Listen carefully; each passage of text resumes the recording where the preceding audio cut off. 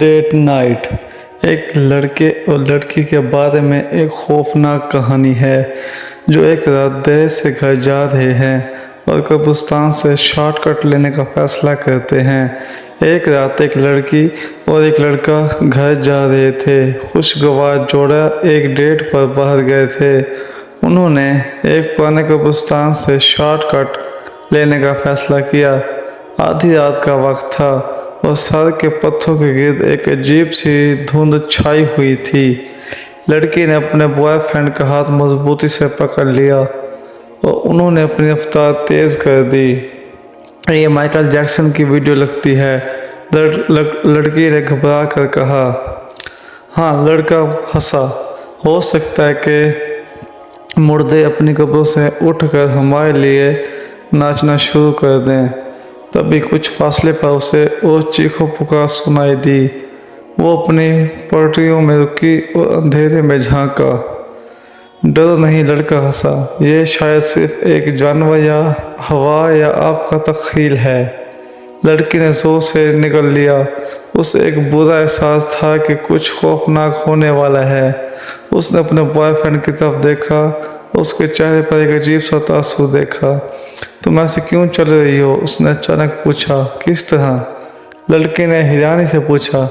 लड़के ने कहा, जैसे आप बोलते हुए हैं। ये अजीब है। लड़की ने होंठ काटा। वो कुछ न बोली। वो उस लड़के से प्यार करती थी। उसका ख्याल था कि वो उससे प्यार करता है। वो अगले माह शादी करने का इरादा कर रहे थे और वो अहमकाना लड़ाई में नहीं पड़ना चाहती थी। और आपके चेहरे पर धब्बे हैं, लड़के ने कहा। यह बहुत बकवास है। लड़की ने होंठ काटा। और तुमसे बदबू आ रही है, लड़के ने जारी रखा। तुमसे हमेशा बासी पसीने की बदबू आती रहती है। उससे मुझे पिकॉक करना चाहता है। लड़की ने लड़के का हाथ छोड़ दिया। तुम इतने बदतमीज क्यों हो? उसने पूछा। मैंने सोचा कि तुम मुझसे प्यार करते हो। कोई तुमसे मोहब्बत कैसे कर सकता है? लड़का बोला। तुम अपनी अजीब टांगों और अपने धब्बे वाले चेहरे और अपनी बदबूदार के साथ और तुम्हारा मोटा झोंका जो तुम्हें जानवर की तरह लगता है। अगर मैं लड़की होती और मेरे पास ऐसा मोटा चौड़ा होता तो मुझे जीने में बहुत शर्मिंदगी होती। मैं खुद को मार डालूंगा। तुम जानवर हो, जानवर।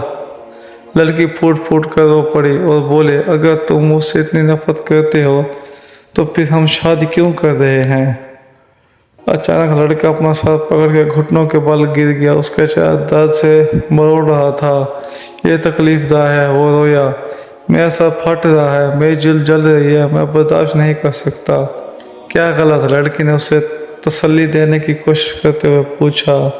जैसे ही वो खौफजदा होकर देख रही थी, लड़के ने उसके चेहरे पर नोचा और पंजे मारे और जाल्द छुलक गई, जिससे नीचे का पतला सुर्ख गोश्त जाहिर हो गया। वो हाँफ कर पीछे हट गई। लड़के ने अपने नंगे हाथों से अपने चेहरे की जिल्द को फाड़ना शुरू कर दिया। पागलों की तरह लरज़ते हुए उसने अपनी आंखें निकाल लीं और नाक फाड़ कर अपने ही होंठ चबा लिए। इसके दांत खड़क कर उसे देख कर मुस्कुराया।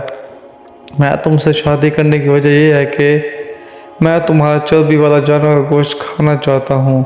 उसने चीख मारी। लड़की चीख मार कर भाग गई, लेकिन लड़का उसका पीछा करता हुआ आया। उसके चेहरे पर सिर्फ गोश्त का एक ही टुकड़ा था। उसने शिद्दत से अपने पीछे छुपने वाली शैतानियत से बचने की कोशिश की।